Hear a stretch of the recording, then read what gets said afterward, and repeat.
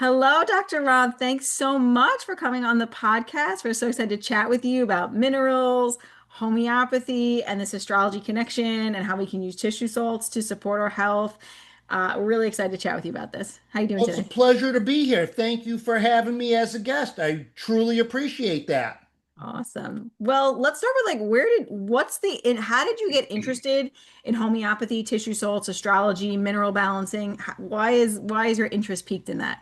After chiropractic school, I graduated in 1999, and you learned about iron, you learned about calcium, but not one mention of magnesium. So I was like blown away. How did they leave out magnesium? Because magnesium is the quarterback in the mineral matrix. So then I said, that's when my study began. That's when I found Dr. Robin Murphy, started studying homeopathy and astrology. He turned me on to that. Then I kept on digging into the biochemistry of minerals, kept on learning that while studying Ayurvedic medicine, traditional Chinese medicine, Western herbalism, trying to expand my knowledge. So I was a sponge. I loved being a student. So as a student, I was just studying 24/7, with whether it was homeopathy or herbalism or whatever. And then at some point in time, the baton's been passed to me as all my teachers have been dying and passing on. Now the baton is in my hand, so I got to take this wealth of knowledge and become the teacher. Although I love being a student, now it's like in my hand to learn how to be the teacher. And that's what I'm trying to develop. How do I teach the art and science of healing? Because healing has always been an art and a science. So people in the mineral world leave out the art, people in the homeopathic world leave out the crude dose of minerals. So I want to merge the two worlds together to give us a true healing modality where we encapsulate the art and healing, the art and science of healing. Such a beautiful way of putting it, Dr. Robert, because it's like the heart to me is the art and the spirit aspect of it. And when you divest the heart aspect and the science of the spirit from the science, then we get kind of what we have now with the pharmaceuticals and all that kind of stuff. And which can have their place, let's be honest. But if that's the only route, it's very much a mechanistic, going towards transhumanism, which scares me. So I love how you focused on your studies like with so much passion, and now it's like you're giving your gifts back to the world. Mhm. Yeah, now I'm becoming the teacher that, so Yeah. that's the phase I'm at in this life right now. I'm learning how to be the teacher. So I'm developing my skills, having classes and teaching people in the mineral world how to use homeopathy. And then, like I said, the homeopaths teaching them to how to use crude doses of minerals because they still have a place because of their absolute effect on our biochemistry. Just to think every molecule of CO2 that we produce, that CO2 has to be processed. Without zinc, you can't process your CO2. So Mhm. understanding how important and dynamic that these minerals are, because they really are the spark plugs of life. When you even think about the very thing about conception, when the zinc loaded sperm cracks the cosmic egg, that bursts life. And that's showing that minerals are the cosmic spark of life to birth life, and it animates carbon chemistry. So the inorganic minerals animate carbon chemistry, and making that connection and using homeopathy and using minerals, joining them so we have really a real chance of healing and exalting our health to a much better place.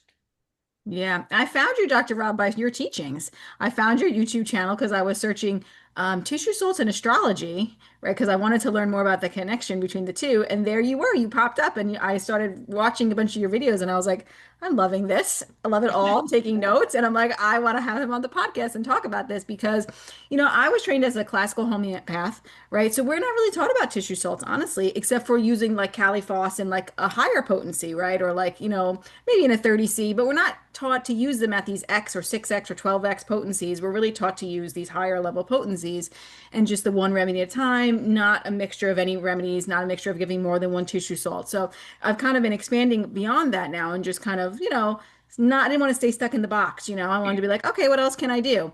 And so, yeah, I found your teachings and I found them really great. And let's just say for our listeners, because you said minerals are the spark plug of life. Basically we need minerals. If we don't have minerals, what happens? Like if our minerals are imbalanced in our body, what do they affect?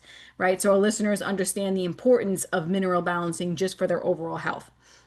Yeah, when you just, they affect every aspect of human physiology, psychology, biology, every aspect of it. So when we're looking at all the enzymes, when we're minerally bankrupt, those enzymes are going to be deficient. They're not going to do their job, whether it's creating ATP. Just in the electron transport chain, you got these iron sulfur clusters, ping-ponging the electrons all the way down to copper. Then copper is the final donator of electrons to molecular oxygen in creating the universal currency ATP.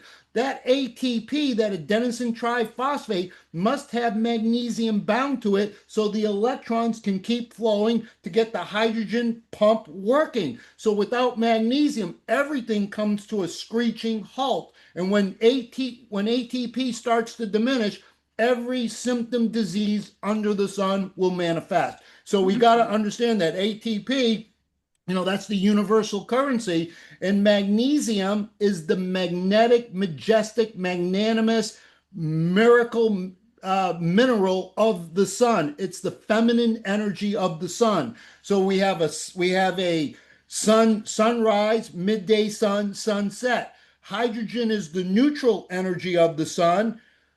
Gold is classically, alchemically, the masculine energy of the sun, and magnesium is what births life on planet Earth, as only the feminine can birth life through photosynthesis. All your blood is green because of magnesium. Magnesium captures the essence of the sun beautifully, and when you look at your periodic table of elements, no coincidence. You know how the sun has to go through the 12 houses of the zodiac? Yes. Magnesium is number 12 on your periodic table of elements, signifying, corresponding to that magnetic feminine energy of the sun to birth life on planet Earth. Well, definitely got to have magnesium in place if we're going to be able to keep going. Yeah, And and we that's think about what, all the things that magnesium affects. It's like abundance, like of everything in our body, right? So we need to have that in place. And it was what you said about the 12 houses, right? And then there's 12 tissue salts and there's 12 zodiacs, right? So let's talk a little bit about that because we can go there also because sure. how we can Well, use when we tissue think of the salts. 12 signs of the zodiac, that's going to light up the 12 meridians. The 12 meridians light up the 12 cranial nerves. The 12 cranial nerves light up the 12 organ systems.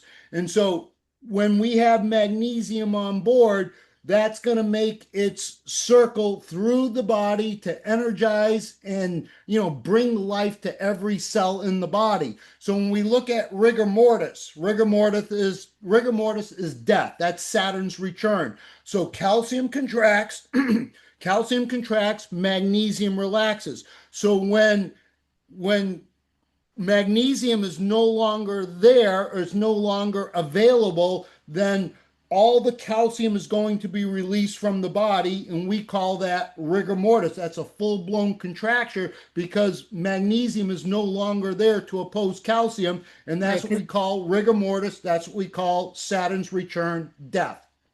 But that's because there's a relationship between calcium and magnesium, correct? Every excitable tissue you think of, think of all muscle, whether it's skeletal muscle, cardiac muscle, smooth muscle, all excitable tissue. Calcium contracts, magnesium relaxes across the board. Doesn't matter what the tissue is, all excitable tissue, calcium contracts, magnesium relaxes. So when you go to the doctor and you have hypertension, high blood pressure, they put you on a calcium channel blocker to stop Yeah. the contraction of the heart. Oh, So why not give the person magnesium? So when you're having a heart attack and they're wheeling you in on the death cart, they're going to give you 5 drugs. If those drugs don't get the heart rhythm back into normalcy, the 6th drug will be an IV drip of magnesium. oh my And goodness. They go to even that last? Yeah, even in preeclampsia, when women are delivering their baby and they're going into preeclampsia, seizures, hypertension, the Yeah. doctor can't administer a drug. What do? They give an IV of magnesium. Wow. So, Interesting. so just know that relationship. Calcium, magnesium are a beautiful ratio. So on a hair analysis, calcium, magnesium is a big deal. Okay, Mm. go. So I know I don't want to get you guys off track, but I mean, for those people who are critics of the hair tissue mineral analysis, how do you respond to that, Dr. Robert? Because some people are like, oh, they're not useful, or that, they have negative opinions of them. What do you say to them? And just let people know what a hair tissue mineral Yeah, analysis is in case people thank don't know. Yeah, Okay, both so of those so we questions. take a sample of the hair from a specific place in the back of the head, and that's going to measure the mineral grid.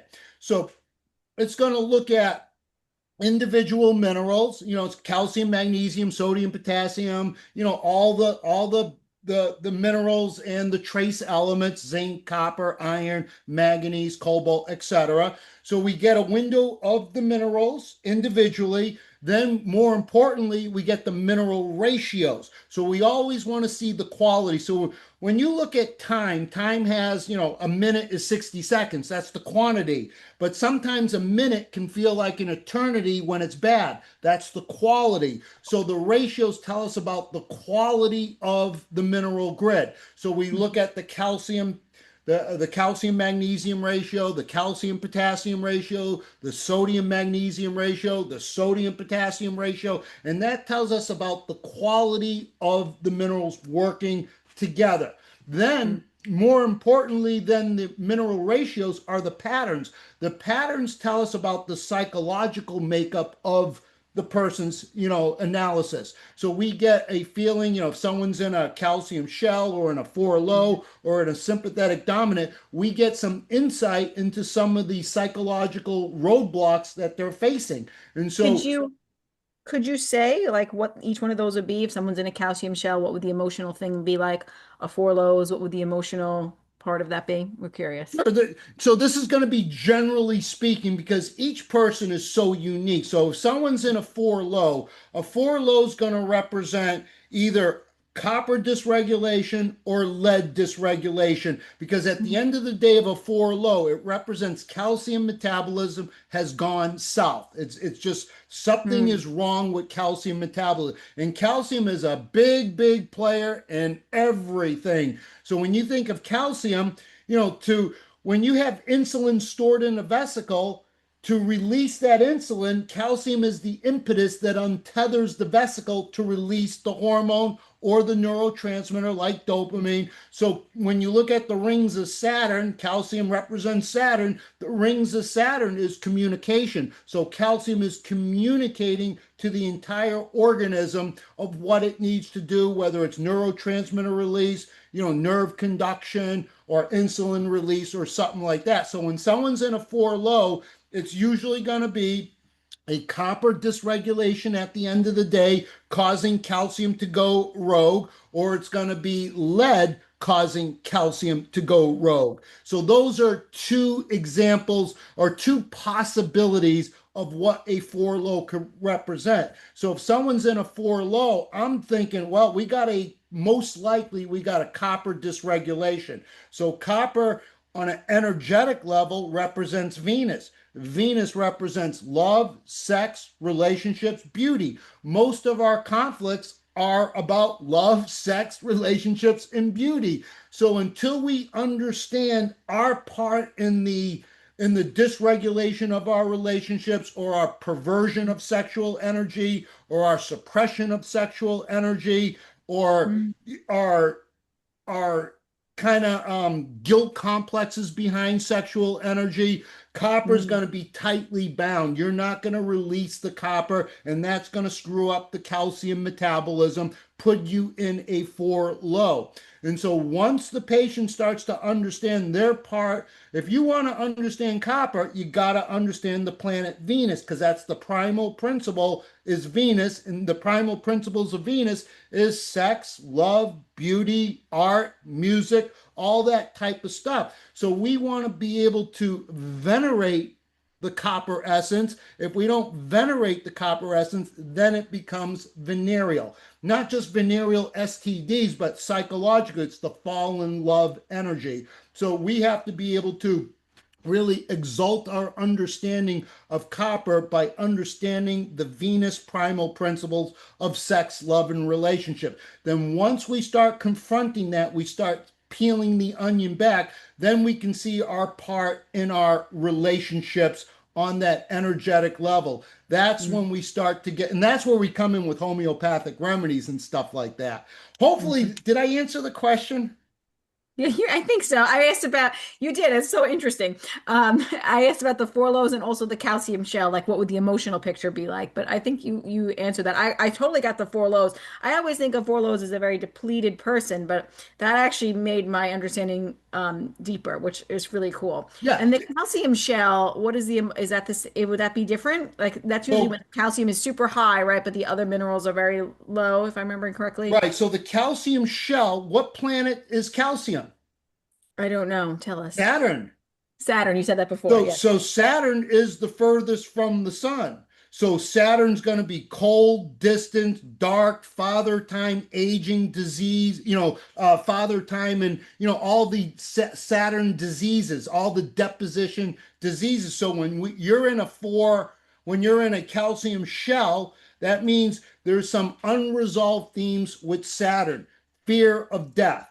Fear, Saturn is order and structure, where our clock management and order and structure is all off. When we become too ordered and too structured, we become rigid. That can be a calcium shell. So they're Mhm. putting up a wall, they're putting up a wall to protect their emotions, but to heal, Wow. we got to break that wall down to release the emotion behind that shell. And to understand that, we look at Saturn, and we probably will have to look at Venus in that relationship in a calcium shell. So we got to see our fears of, when you look at death, most people have an unconscious fear of death. They don't understand death.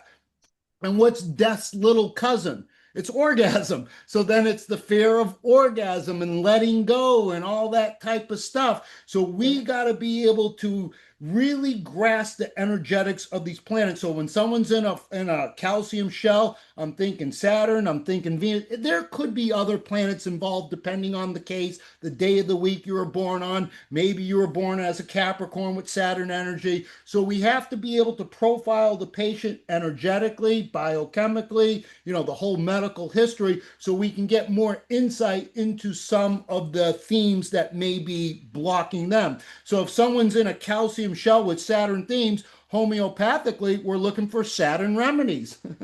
Mhm. So what is a Saturn remedy? Now I'm Any curious. of the calcium families. So you look Mhm. at calcium family, silica, strontium, some of the things that come off the top of my head. And so what happens when Mars attacks Saturn? When Mars attacks Saturn, Mars is that quick, impulsive energy. So when we think, maybe we're driving in our Ram Aries truck, and then, at a 90-degree angle, we hit that Saturn car, and then that's that high velocity of Mars hitting Saturn, and that's going to be broken bones, because Saturn rules the bones, the teeth, the spleen, the skin. Right. And so It's when Mars insane. attacks Saturn, that's going to be some kind of traumatic event. That could be a tooth thing, could be a bone thing, broken bones. And so we want to be able to learn consciously, not unconsciously, so we avoid that Mars Saturn dialect, because that's a big theme. Those are the two great malefics in astrology, Saturn and Mars. But it's not fearing them, it's understanding them. So if someone's in a Mars Saturn cycle, I'm going to say, let's embrace that Saturn energy. What am I going to tell you to do if I see that Saturn Mars, angle in your chart? I'm going to tell you, let's embrace Saturn. How are we going to do that? We're gonna renunciation. We're gonna give up all the things we don't need. We're gonna wear the color black. We're going to put the 13th tarot card on our desk. We're going to take frequent walks into the cemetery. We're going to do more meditation. We're going to reflect on death. Not that that's dark and dying, but we in popular culture, we always think that death is such an evil force, but it's a part of life. So we want to embrace that Saturn energy by doing Saturn things and understanding clock management. Well, that's just like homeopathy. It's like cures like. Exactly. That made That's a lot of sense. Okay. Yeah. That's exactly what it is. So when Yeah. someone's in that bad alignment, that Saturn Mars energy, I'm going to say embrace Saturn. What are you going to Yeah. do? So Saturn is, it's giving up all the things you're going to avoid heavy copious meals, avoid social gatherings, learn how to meditate and be with self. Be instead of being the extrovert in this cycle, you're going to be more introverted in meditation and contemplation. So you're not out there partying and doing all this weird, fun type of stuff. I'm saying embrace Saturn for that 2 weeks while you're in that phase, in that cycle.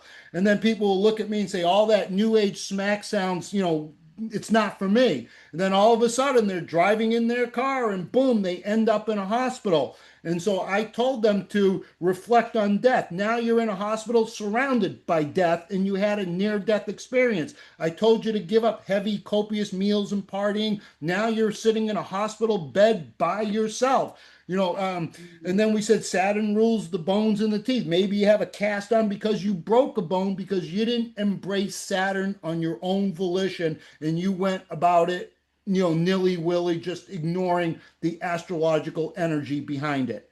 Hopefully that made sense. Oh, it does. It does. It's probably a little bit intense for, I mean, I'm on my astrology knowledge is probably very small compared to yours. So yeah, it makes some sense to me for sure, but it does make sense. Um, let's talk a little bit about like how you work. So when you meet with clients, you look at their chart, right? And then you're doing a hair tissue mineral analysis, and then you're supporting them homeopathically and with tissue salts, usually based on that. So usually when I look at someone, when I profile them, I'm going to use hair, blood, saliva, Oh, stool. I'm going to use the whole gamut because I want to metabolically profile. I want to see all your deficits. Then I want an intense medical history. I want to know all the suppressive drugs you've had. yes. The antibiotics, the antidepressants, the steroid creams. So we want to know about the suppressive medications.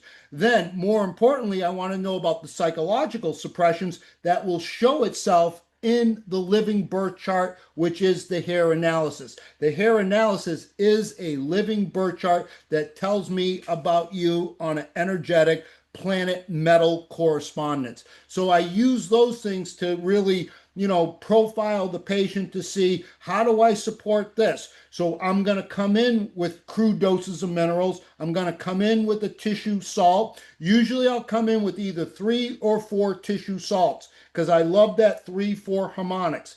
Everything in life revolves around that 3-4 harmonics. Even my 4 fingers, 3 joints on each finger. That's that 3-4. So we use that. The 3-4 gives you the one, and then it gives you the 7. That's God's favorite number. The 7 chakras, the 7 days in the week, the 7 colors in the rainbow, 7 verses in the Lord's Prayer, the 7 cervical vertebra, the 7 layers of skin. Albumin is 4. Um, Globulins are 3. There's that 3-4 harmonics. Your blood pH 7.3 to 7.4. There's that 7 and that 3-4 harmonic in the juice of life, our blood. So I love to profile patients on all levels, but when we look at the hair test, that tells me about a lot of the emotional, psychological stuff that we can use, higher potency in homeopathy, the 30Cs, the 200s, the 1Ms, the 10Ms, depending on if they're ready for that stuff. But in the meantime, while building up the mineral grid, we're absolutely going to use the tissue salts. And we're going to use not just the original 12 Schussler salts, we're going to use zinc chloride as a tissue salt, copper as a tissue salt, cobalt as a tissue salt, so we can really build up the mineral grid. Because you give kids zinc, they want to puke, they get stomach cramps, they hate the taste, leaves a metallic Mm. taste, yet their body is starving for zinc. So we come in with zinc in a 6x potency, and I've seen a hair test where the zinc is at 4, and just giving them no crude doses of zinc, but zinc in a tissue salt, I've seen it go from a 4 to a 7 to a 10 just with the Mm. tissue salt. Nice. I love that. That's amazing. So that really is a testament to how these minerals in homeopathic preparation I mean, they have some crude form, right? They have a little bit of the crude One substance. part per million approximately. Yeah, it's a small amount, but it is still teaching the body then how to reuse and absorb that zinc from their environment, from their food, from all the things. So I love that, how that's actually, you're seeing the measurement of that increase. Because yeah, sometimes taking them in the, so you said you do use them in the crude form too, but sometimes taking them in the crude form, especially when people don't know what they're doing, you could really mess things up and really imbalance things even further. But so you use them in both the crude and the tissue salt? Absolutely. So I want to build them up so they can handle the crude dose of zinc and magnesium and calcium. And if they need copper, I'll put them on crude doses of copper. But most people are very sensitive because they're so broken. And so we got to understand that one ion of mercury can displace 1,000 ions of zinc. So we have to understand the metal antagonism because mercury's not going to leave its enzyme binding site until zinc comes on board, especially in the carbonic acid. Carbonic acid is the lesser acid. That's what processes CO2. CO2 reacts with water to make carbonic acid via the zinc dependent carbonic anhydrase enzyme that absolutely requires zinc to make your carbonic acid. Carbonic acid in the red blood cell or in the lugs is going to process the CO2. But in a mercury overload, when you have too much mercury, that blocks your zinc. Then you start giving them zinc and they get bad reactions to the zinc. So you still have to address the zinc. That's where the zinc chloride as a tissue salt is beautiful because it's giving you 1 part per million of zinc that passes the blood-brain barrier to affect consciousness for a healing reaction. And that 1 part per million is actually a crude dose of the mineral zinc to add intelligence to the zinc pool, mostly in the liver. So you add intelligence to zinc metabolism by giving it in a homeopathic potency as a tissue salt. And then eventually you want to get them on the crude dose. So you start maybe with a liquid dose and you micro dose them with zinc or magnesium while they get acclimated to taking the crude dose so they don't get nausea and just horrible weird stuff, because you got to come in with the minerals or those toxic metals will not leave the enzyme binding sites. Mm, interesting. Yeah. Very, very interesting. So it's about just strengthening the organism through using the balancing of the minerals. So then their body's strong enough to eliminate and remove what it doesn't need, basically, is what I'm hearing Yes, you say. so that's the beautiful thing. We definitely want to come in with the crude dose of minerals because everyone is either minerally bankrupt or they just got high toxic metals, and these toxic metals are putting stress on the kidney adrenal complex, and that can Mhm. cause sodium to go rogue. That can cause sodium to go god awfully low. So we have to get these toxic metals out at the end of the day. That's why we got to come in with the crude minerals. So we may have to take steps to build them up to eventually being able to handle a crude dose of minerals, because most adults are what we call poor eliminators. Most adults cannot mobilize lead, arsenic, copper, aluminum out of their bodies because they don't have the adrenal reserves. And then Mhm. their portals of elimination, liver and kidneys, are stagnant. So we got stagnant, we got that liver fire rising, leading to stagnant livers. Stagnant livers become fibrosed, then they become sclerosed, then they become malignant. So we have to be able to start breaking down the body because the liver, LIVE, is where we live. So Ah, live that's a good one. live spelled backwards is evil, evil spirits that Mm. destroy where we live. So we got to get what destroys the liver. The alcohol, the chemicals, the metals destroy where we live. And when we're not living harmoniously, then the evil spirits overcome us. And that sets the table for everything, bad to happen to us. So we got to build up the mineral grid. If someone's in a 4 low, we're going to come in with the classic, maybe one calcium family, a calcium phosphate, then a mag phos, maybe a sodium phos, and maybe a potassium phos and an iron phos to help build up the mineral grid while they're trying to, work on the detoxification. So to clean out the liver, the number one strat, this is where I argued with Dr. Murphy all day long. He was against the coffee enema. And I was saying, If you don't move that toxic bile, you don't get healthy. You got to move toxic bile. And so he was against that. And we would argue back and forth 24/7 about how important the coffee enema, is. And he would say how bad it is. So that was our big dispute going back in the day when, I'd go to Virginia, we would hang out over the weekend, talk homeopathy, talk healing, do qigong exercises and all that fun stuff. But we've got into numerous arguments about the coffee enema. If you don't move that toxic bile, you don't move the metals out. So for those who aren't familiar with the HTMA, what's the 4 low? A 4 low is when calcium, magnesium, sodium, potassium are below the average level. And Okay. so that would be a 4 low pattern. And that's burnout, that's depletion. They call that the tunnel of death because that's where you're going into the tunnel. And that's Saturn's return. That's that calcium Saturn energy. So if we have to get someone out of that 4 low so they're not in the tunnel, and then it'll take anywhere from a year to 2 years to 3 years to get out of a 4 low pattern. And then all of a sudden you're out of a 4 low pattern. And then all of a sudden your brain starts working better. Organs of detoxification work better. You may even dump some toxic metals like aluminum or whatever. And so we have to build up that mineral grid as a prime foundational piece to getting healthy. And that's why minerals are a kingdom. So we want to take that heavenly kingdom of the minerals that started in the cosmos, and we want to be able to use the mineral kingdom to build up us. Beautiful analogy. And then for our listeners, just to be clear, when you say crude mineral, that's just like whatever you'd buy in the store, the calcium, magnesium supplements, right? Exactly. Yes. So a crude dose just means it's actually real magnesium. Anything from Epsom salt would be a crude dose. Not that I give you, but Epsom salt that's magnesium sulfate. Sulfur is a liver energy, so it's going to work the liver. So babies that are constipated, the pediatricians want to put them on Marilax and suppositories, all this toxic shit. Excuse me. So I would say just take, maybe you take a quarter of a teaspoon of the Epsom salt or a little bit less, put it in the mother's milk, shake it in the bottle, have them sip that. That will help to relieve the constipation without coming in with harsh chemicals and drugs that pharma loves to do, or medicine. Yeah. Orthodox medicine is just hell bent on killing us. Yeah, probably. I think that is maybe the strategy. Robin Murphy probably didn't like coffee enemas. I'm thinking probably because of antidoting. Was that his reason?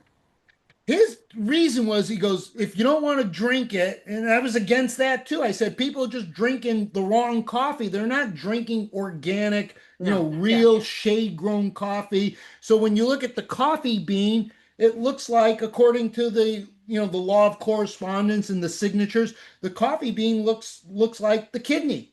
Yes. So it's going to, it's going to adrenalize the kidney. So coffee done in, 1 or 2 cups a day are beautiful for the body if it's not, god awful coffee grown in chemicals and Right. mold and Filled with all that mold. stuff. Yeah. So coffee is great for the kidney, adrenals. It's great. And then coffee as a coffee enema moves, because the chemistry in the coffee dilate the biliary caniculi. So you got millions of these little caniculi, which are basically just tubes. They're plumbing. So most of the caniculi are all scarred and fibrosed, so nothing's coming out. So all of a sudden, the coffee dilates the caniculi, so you can start moving the toxic bile, to start moving, the candida out, the metals out, the clostridium out, and all this garbage. So coffee enemas are paramount to getting healthy.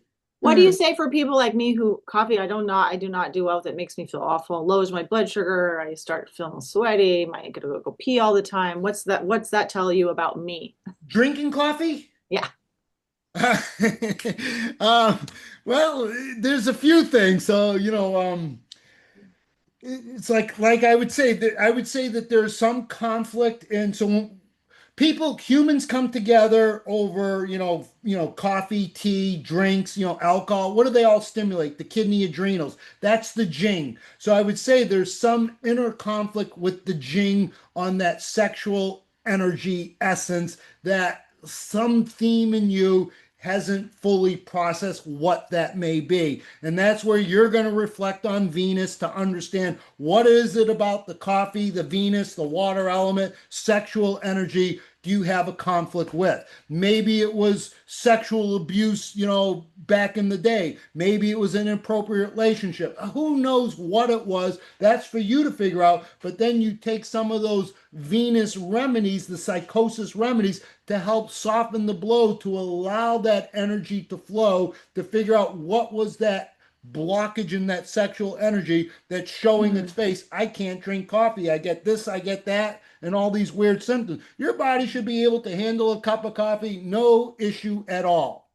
I haven't had coffee in years, but it used to well, I used to be fine with it. And then I stopped drinking it. And then I would try it again. It would make me jittery. And then I have bladder issues also. So I probably have the same Venus energy. But I wanted to ask you about, and wanted to ask you too, what I was just thinking, I'm like, could it be ancestral as well? Because I think it could be. Absolutely. Yeah, That's, I think when we it, think of all these yeah. ancestral traumas, so all Hmm. the crude history of this planet is just replete with crimes against humanity Yeah. across the board. The rapes, the murders, the slaughter, and so we inherit these miasms, these ancestral themes, and so Hmm. maybe when we inherit the psychosis miasm, we're inheriting the gonorrhea miasm. That gonorrhea miasm is all your venereal Venus themes that we have to integrate into our life to understand that, we are sexual creatures. How do we venerate that Venus theme so it doesn't become venereal? Yeah, it makes sense. It makes a lot of sense with the connection between psychosis and that miasm. Yeah. I was also just thinking, this is a question and thinking about myself, because I always think I have, well, this is my father too. So what do we say? It's inherited, genetic, predisposition, whatever. Going gray, probably, like my hair started going gray in my 30s, and so did my father. And that always makes me think of not enough copper, right? Or something with copper and melanin is misaligned in my body. What is your thoughts about that? Yeah, there's going to be a copper theme with that because copper and the melanocytes bring beauty and color to the hair, to the skin, to the Hmm. eyes, all Hmm. that. That's that Venus beauty theme. So there is a copper dysregulation. Four low represents a copper dysregulation at the Right. end of the day. So Which there I've is had. that connection. So with me, I got a lot of moles. So the moles are the melanocytes that Yes. got oxidized, and so they became my birthmarks, which was my curse. So I was saying, why do I have all these moles on my body? And, that was the copper and all that. And that's what intrigued me to start looking into that. And I discovered that when copper is dysregulated, it will oxidize the melanocyte, and that can show up as freckles and moles and all that type of stuff. Because that's what Hmm. the Hmm. psychosis thing does, is all these benign type of growths. And Right. that's what I Because was having. And that corresponds to the birthmark, the beauty theme. And to me, it was the ugly theme, but I had to transmute the that energy. So that was my curse. I had to turn my curse into my copper gift. And that's what I'm in the process of today. yeah, yeah, because when you have the excess of moles or growths or any of that, it's that energetic pattern of that psychotic miasm is what you're trying to say too. It also makes me think of the carcinosid miasm as well, of course. Of Absolutely. course, And you know that. carcinosum is going to go into all of the miasms. 100%. When you look Yeah. at the five miasms, fire, water, air, earth, ether, those are the five elements. Oh, I've And never so, thought to correlate those. So which one goes with which? yeah, so psychosis is the water element, Right. Makes sense. tuberculosis is the air element, Yes, breathing. cancer would be the earth element. And so, Uh-huh. what's the and then syphilitum is the fire element, destructive, that fire force, and surianum is the Goodness. Soriano is the Earth. skin. What did I say? Fire, water, Earth, air, earth, You said and that then one. the What's the ether. water, Oh, so water? Soriano would be the ether. ah, Oh, that's fun. That's interesting because it's the mother of all disease as Right. well. So that Yeah. actually makes a lot of sense.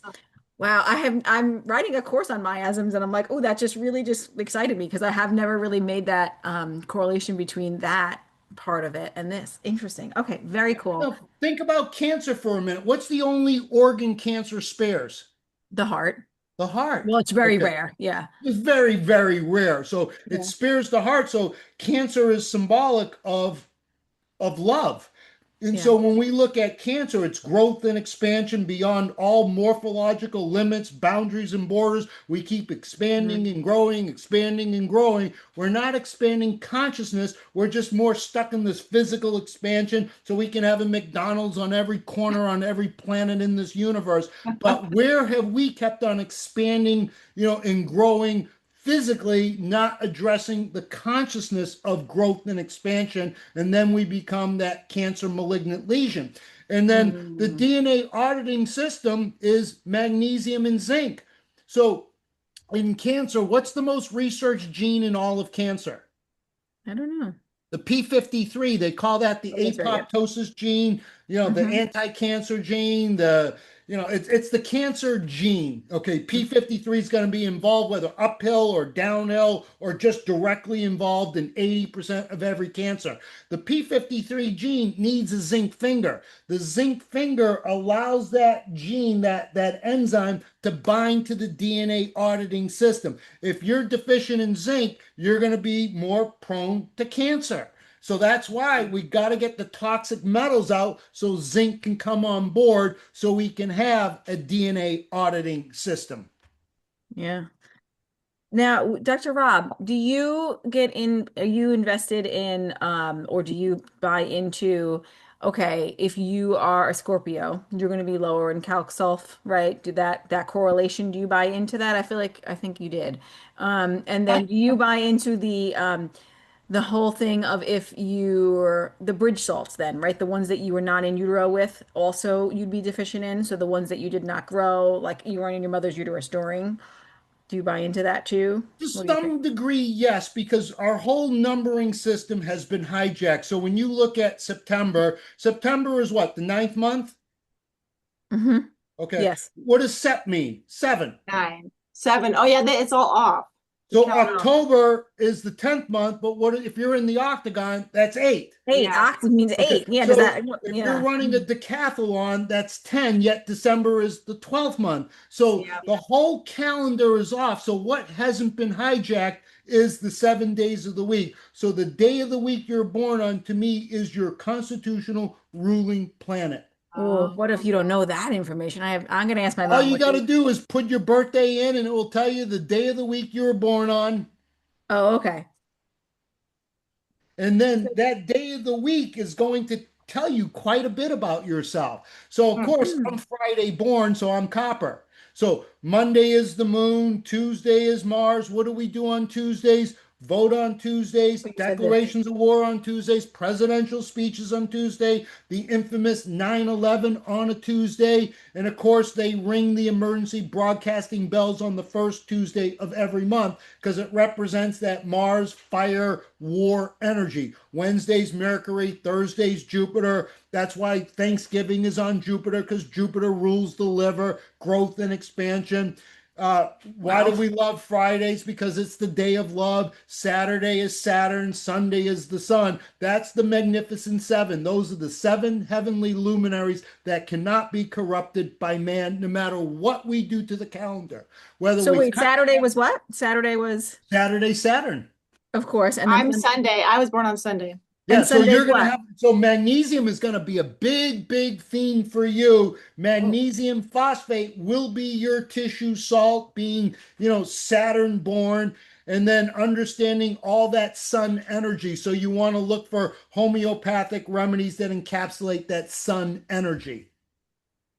so I was born on a I feel like Friday. we're doing a Oh, consult, yeah, Vanessa. that's your I know, copper. I'm just so like this is blowing my mind. Wait a minute. So what is Monday? Monday was Monday what? is the moon, Monday is the moon, and then Sunday is the sun.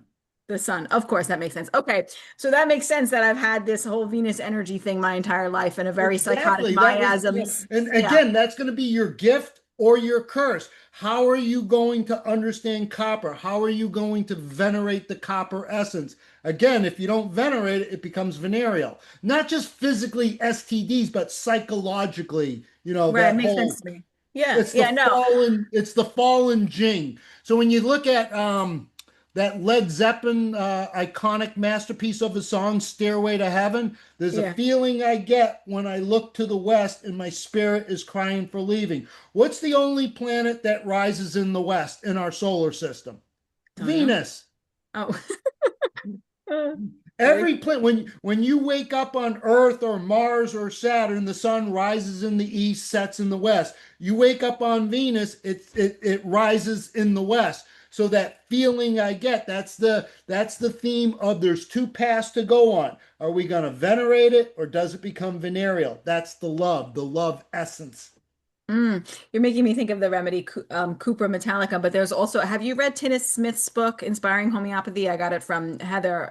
Great read if you haven't read it.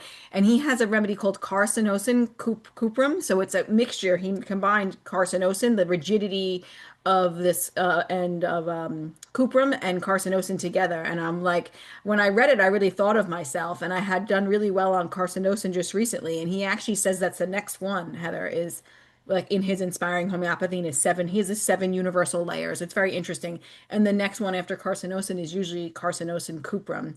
And it makes me think maybe I should try I it. love that remedy. I Yeah, haven't read the book, but I love that remedy oh, you because know that one? Yeah. carcinosum is such a beautiful remedy. And then when you add the Venetian theme to the carcinosum, I think that's a top dog remedy. That's beautiful. Yeah, I'm gonna think about that one for me. Okay, so for our listeners, um I'm trying to think where we should go next. Wherever you want to go. Well, on the questions, Dr. Robert, that you put on here are things like realistic approaches to addressing toxin metals and chemicals. You've been discussing that though. Yeah. How to balance homeopathy with incorporating energy medicine and homeopathy with mineral balancing. So you've been kind of discussing all that. So when you have clients come in, you're doing all the different lab assessments and you're using astrological information. So you're basically taking all of the information about them that you could possibly gather, it sounds like, right? And then you're also feeling, do you only see people in person or do you do virtual as well? Both. I have an office in Chicago. Okay. My wife usually goes to the office, so she's managing the office. I do more of the virtual stuff. Okay. Because I was going to say you can also get a feel for them a lot energetically virtually, but it's not the same as in person if you're Right. feeling them. In But person, it's always a little bit better, but you still gain a lot from a Zoom type of true, thing. You can feel true. it. And so Hmm. I use both. So when when we are on a healing journey, at some point in time, we're going to go through a medical aggravation, a Herx reaction, a emotional retracing, or something like that. So all of a Hmm. sudden, maybe the kid, maybe the patient had anxiety as a child. Then that anxiety comes back on a mineral balancing program because maybe they're dumping a toxic metal and that's provoking anxiety, fears, and phobias and all that stuff. That's where we can come in with a homeopathic remedy while they're going through an aggravation, whether it's a physical aggravation or an emotional aggravation, so we can placate the symptom, so we can weather the storm to work them through it so we don't quit the program. And then usually a homeopathic remedy will do beautiful, to if they're at anxiety's at a 10 and it brings it down to a 2, 3, 4, it's more manageable. And then they know that they're just processing some old emotional traumas back in the day.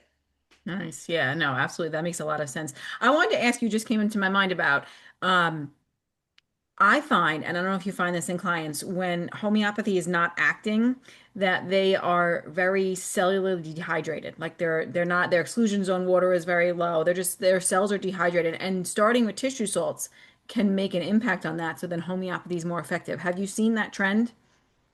Yeah, I've seen so many different trends. I mean, all of us are so weird in our own way. So yes, I've seen that trend. See, I like putting the tissue salts in water because you tell them to take 4 tissue salts, 3 pellets. Wait a minute. You take 3 pellets of each salt, put it in your water, then you shake the water gently, put it to Yeah. your heart, and add your intention into it. Because water, Mhm. the spirit of God resides in the water. So the God particle is hydrogen. Hydrogen's number one. God is number one. So hydrogen is the sun. 75% of your sun is hydrogen. That's the that's the neutral energy of the sun that bursts life, is that hydrogen sun. And then we can think of the hydrogen bomb. So it's got that fire element to it. So when we're using that water with that hydrogen element, what is medicine based on? pH.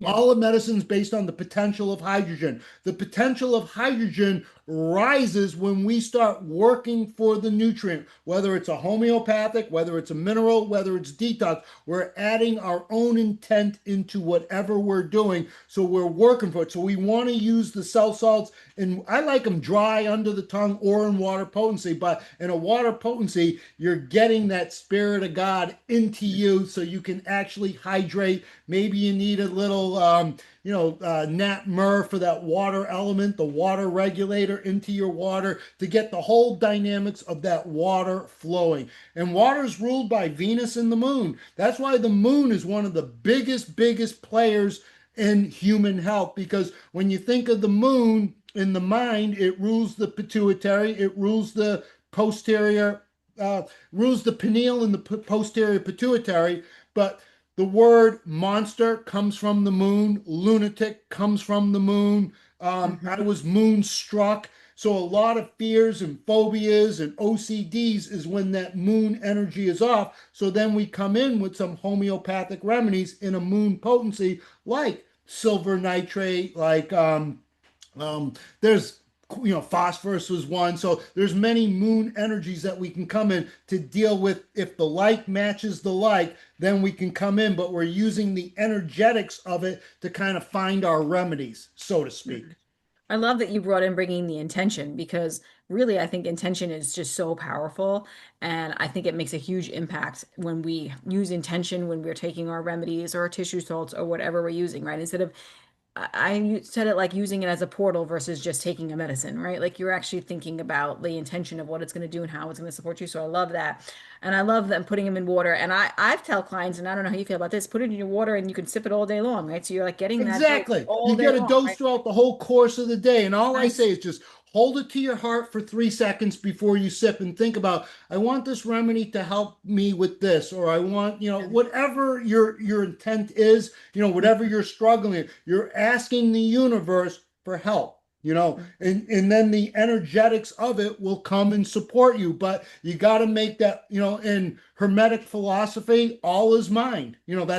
That's the first tenet in the Hermetic philosophy. All is mind, all is mental. So it's the mental that animates all the physical stuff. So when we're putting the right intention into our remedy, we're working for the remedy. And again, whether it's just food, whether it's water, whatever we're doing, maybe we're doing a coffee enema, we're focusing on the liver, Jupiter. We're trying to say, how am I growing and expanding? How am I becoming the leader I was meant to be? And Mm. then when we're not growing and expanding consciously, then our waistlines grow and expand, or the hormones start tanking, or we can't detox metals and all that stuff. So we always have to work for the nutrient, whether it's a homeopathic, mineral, or a detox, or food, or water. So yes, Mm. intent is absolutely important. Oh yeah, 100%. So now when you're thinking about giving your clients cell salts, you don't really think about then their Scorpio or their I Capricorn or do to their some degree. yeah. So if I see that Scorpio energy is off, and that's gonna Scorpio's ruled by Mars and Pluto, and so if Mhm. I see that they were born on a Tuesday in Scorpio, then I'm gonna go right to that Scorpio remedy. So Scorpio remedy would be which one? Scorpio is calcium sulfate. So Yeah, of calcium sulfate matches. So I may give them calcium sulfate. Again, if I see the like cures like, if I see some of that energy, course. then absolutely I'm going to give it. So I'm not held in stone that if you're born in Capricorn, you got to take calcium phosphate. I'm a Capricorn. I do well with calcium phosphate because I've had a lot of bone issues my whole life. My Makes wife sense. is a cancer, so she has a lot of calcium fluoride, but she also does good with calcium phosphate. It's polar opposite. Right, it's the opposite sign. So you also look at the opposite sign, right? Absolutely. Whatever the opposite is. Like so say it's silica, you also look at Kali Mer, right? Because that's the opposite sign, right? I got that correct? Yeah, I Yeah, think so. so oh, yeah, you're always going to look at the opposite. So, when you think of when you think of astrology, we got, Mhm. I always come back to that 3-4 harmonics. We got we got the four signs in astrology: fire, water, air, earth. But we Mhm. got the three modes: uh, cardinal, fixed, mutable. Okay, so there's that 3-4 in the sky clock. So the four fixed signs of the zodiac is Scorpio, Aquarius, Leo, Taurus. Mhm. Those are the four fixed signs. Scorpio S, Aquarius A, Leo L, Taurus T. SALT. Salt. It's fixed in the stars. I'm sure you read the book The Salt of Salvation. I have it right in front of me. George Carey and I forgot the other author, but she always gets ignored. But yeah, that's a Oh, beautiful. But it's a very deep, heavy read. so heavy. I'm trying to understand it. I'm like reading it. I'm like, okay, I get some of this, but it's like I know I'm gonna have to read it again in 10 years or 5 years You again just to do it like, in small pieces. yeah. When you're in that metaphysical mode, you open up a thing and you read a little bit about calcium phosphate or whatever the remedy, and you start to understand what the author was trying to say. But I'm trying to say, don't stay fixated on just that. Understand that Yeah. there's flexibility. So if you're born, as an Aries, you just don't need calcium phosphate. Maybe you need other remedies. But if you don't know what to do, you can certainly start there. Yeah. Yeah. And do you take in the moon sign as well at all? To some degree, yes, because I'm Mhm. not an astrologer. I just studied more the hermetic traditions of alchemy, which taps into the seven visible orbs to the naked eye, and those are the seven heavenly luminaries that are primal principles, incorruptible from man. If we do daylight savings, or if we do leap years, or Mhm. Gregorian, or Julian Caesar, or lunar, or sidereal astrology, we don't know if we're coming or going. The one thing that is consistent throughout the whole globe, everyone agrees on the 7 planets, the 7 days of the week. So that's the one thing we all agree on. We disagree on absolutely everything, but we all agree on the Magnificent Seven. And those primal principles influence the seven chakras. Okay, now you lost me for a second. 7 days of the week, seven planets. So there was eight planets. Then there used to be nine planets. Then there was eight. Now there's Well, seven. I'm just I counting want to make sure I got that. the seven Like, visible orbs to the naked eye: Sun and oh, Moon, Mars, Venus, Jupiter, Saturn, Mercury. Those okay, are the I got it. Magnificent Seven. Those are the Okay. seven colors in the rainbow, the seven tones in the musical scale. So when you look at universe, uni one song, when the seven come in balance, then we're singing the same song. Okay, so Neptune and Uranus and Pluto are out. Is that Those what are the trans-Sagittarian planets that still have a purpose. And so that's why Saturn rules the skin. It's a co-ruler of the skin because it delineates the outer and the inner. And that's I why you want see that's why Saturn can be like calcium sulfate as a blood cleanser for the skin. wow. So interesting. I still want to learn more about all of these topics. So where did you study and learn all of this about? Did you study on There your is no own? one book on it. So Murphy was my Dr. Murphy woke me up to it. And then once Yeah. he turned me on to that, and I found I am everything copper. Everything about me was copper. And so, Yeah. this is why I'm such a mess. I have to fix my copper. Then I spent the next 25 years fixing my copper. I've gone through more copper dumps than anyone. I mean, my Wow. copper's gone, 20, 18, 11, and I've been dumping, I haven't dumped copper in a while, but for the first 4 years, going back 20 years, copper dump, copper dump, copper dump.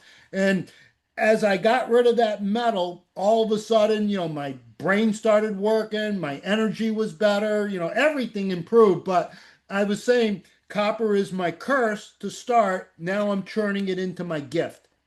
Yeah. Mm. What are those copper dumps? Were they rough? Some were a lot of insomnia. So when you look at the hub of your central nervous system, it's in the locus coeruleus, that's in the pons. So that's the midbrain. So if you go to Google and you look at the locus coeruleus, it has 10 times more copper in it because that's what's regulating dopamine and adrenaline, because the dopamine beta hydroxylase enzyme is absolutely copper dependent, Mm, regulating two very important neurotransmitters of the brain, dopamine and adrenaline. When you have mm, a copper dysregulation, dopamine and adrenaline will be dysregulated, and that was causing a lot of my insomnia, my OCDs, and my fears and phobias and stuff like that because the mm, copper was dysregulated, affecting the locus coeruleus of this, and that's the hub of your sympathetic nervous system right there. mm, mm. It's in other parts of the brain, but that's the hub. So you can Google it and you'll see there's a blue spot in your locus coeruleus. That's because of copper. It's 10 times more Yeah. copper than any else other place in the brain. Wow. So interesting. Very Yeah, it's a cool. fascinating. I mean, all of this is so fascinating, and I I don't think have it's all amazing. the answers. I'm still searching because Of there's course. not a lot of books on this stuff. And Mm. so I've been studying alchemy for 20 years. And so I think the alchemists have zinc wrong. So they have the alchemical metal of Jupiter is tin. Tin has zero functions in human physiology. You never hear So about we know that Jupiter is the liver. Zinc is needed in the liver for alkaline phosphatase, lactic acid, blood sugar. To make insulin, you got to have zinc. Zinc is the metal that allows the insulin proteins, about 51 amino acids, so they can conform into a three-dimensional shape. So you have a usable protein. Without zinc, you're going to see blood sugar dysregulation, high insulin, low insulin, high blood sugar, high glucose, lactic acid, alkaline phosphatase. That's a big zinc thing. So I'm saying the alchemical metal of Jupiter should have been zinc. So somewhere that got lost in translation. So in it. German, the word tin in German is zinc. And that's going to be my Wow. book I'm going to eventually write one of these days. Oh, I would love it. That'd be amazing. I would be a reader for sure because I think this is also Yeah, because interesting. I love alchemy, but how did they miss that one? Then, you know how the Simpsons are very, Nostradamus, they're always predicting things in popular culture. Are you familiar with this Oh yeah, concept? for sure. Hmm. So the Simpsons have a skit, A World Without Zinc. They're Oh, letting you know a interesting. I world should go look without that up. zinc, nothing works. So there is an agenda to destroy the zinc in on this planet. Because Well, when then you we don't don't have populate, zinc, right? The zinc spark, right? it's Then we're the not. zinc spark of Well, life. that's the eugenics approach, I guess. That's the eugenics, and then you look at this. The transgenderism is the gateway drug to transhumanism, and so they're setting the table psychologically, preparing us for the transgender and promoting that, which is going to be that gateway drug to transhumanism, and that's when we're going to take the Faustian bargain and we're going to sell our soul to gain the world. So funny you're talking about this, Dr. Robert, because I just talked about this yesterday on Facebook or Instagram Live, which to me it's the hypocrisy or the irony of it, right? Is using social media to talk about this kind of stuff is hilarious. But I was just talking about the whole transhumanist thing and being like we need to practice being a deliberate human and embodying like defining what humanity is for us and embodying that and practicing that and empathy and all the things and authenticity because the future to me is intimate, it's not corporate, right? It's not going to be transhumanist. We need to have that path delineated and start talking about it, otherwise we're all going to be shuttled into this whatever it's going to happen with the transhumanists and chips inside of us in the 15-minute cities. It's like no, let's talk about this other path. And that's what you're talking about is what is it that creates life versus what is it that creates this artificiality. But some people would argue that life is creating that. Okay, it's true, but that's not a world that I want to inhabit.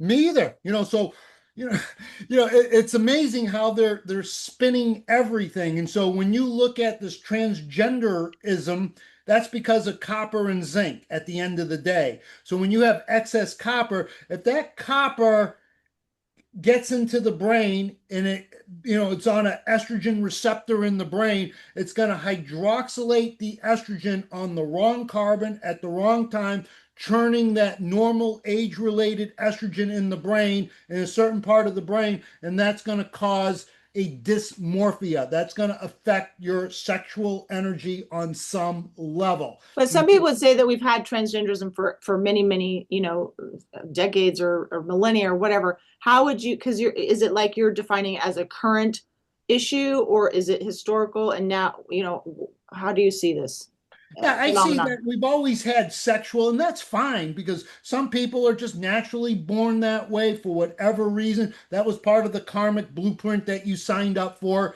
to live out that theme in this life. But when you see that they're forcing the population to go into that, and when you see boys turning into girls at a very young age, that's the copper. And so I could have told you this 2,000 years ago when we entered the Bronze Age. Bronze is 90% copper. So in the Bronze Age, we were in the Iron Age for the last 2,000 years. The Iron Age is the patriarch. It's the male dominating, subjugating, perverting the feminine energy for 2,000 years. So now as we shifted into the Bronze Age, copper will be the leading lady in this epoch. And so she's not going to find her rightful place of balance until we start working for copper. And as we work for it and understand it, then we'll start to get balance between the copper and the iron. The old saying, men are from Mars, women are from Venus. Yeah. We've heard that. I'm Mm. breaking it down. It's the iron and it's the copper that are very absolutely sex linked. You can even determine the fetus of the baby in the amniotic fluid. If it has proportionally more iron, you're having a boy, proportionally more copper, you're having a girl. We've known this going back to ancient Egypt. So copper and iron are absolutely sex linked. Absolutely. With all the fake xenoestrogens, the plastics, the atrazines, the glyphosates, all the metal xenoestrogens, all these xenoestrogens tip the scales to an estrogen dominant population, causing copper retention. And if that copper hydroxylates the estrogen in the brain, then you're going to have a lot of this dysmorphia type of stuff that we're seeing. Well, that all really makes a lot of sense, what you just said right there, because that is what's happening. So, yeah. Wow, that was a really insightful correlation you just made. Yeah, Yeah. and you know how they're going to dangle the carrot in front of us so we take the chip? This is a How? theory I have. How? Let's hear it. What when we got into the computer age with the internet and everything, many moons ago, what Yeah. drove it was pornography, Oh, yeah. right? Hmm. Every man was on the internet looking for, the porno sites and all that. They're going to promise you if you take the chip, you're going to take that Faustian bargain, and that chip, they're going to promise you the greatest sexual fantasies ever in 3D fantasy, and that will get most of the population to take the I don't chip. know how well women are going to respond to that. That's Yeah, really I more don't the think men women, maybe will. men. Yeah. On the men level, you're going to see how easy that will be Oh, for yeah, for men. men, yeah, For 100%. women, they'll get you with beauty stuff. They'll get you with other things. So you know, on one level, you're going to see that chip. If you're blind, it will make you see. If you're crippled and lame, it'll make you walk. So there'll be some real beautiful stuff to it. But again, it's the deviant part of it to control the population, to turn us into that transgender, that transhumanism. And that's where you and I, the little me's, the little you's, we're trying to fight for humanity so we don't go down the wrong path. And like I said, hopefully we venerate the copper theme of love, Venus. Hmm. Wow.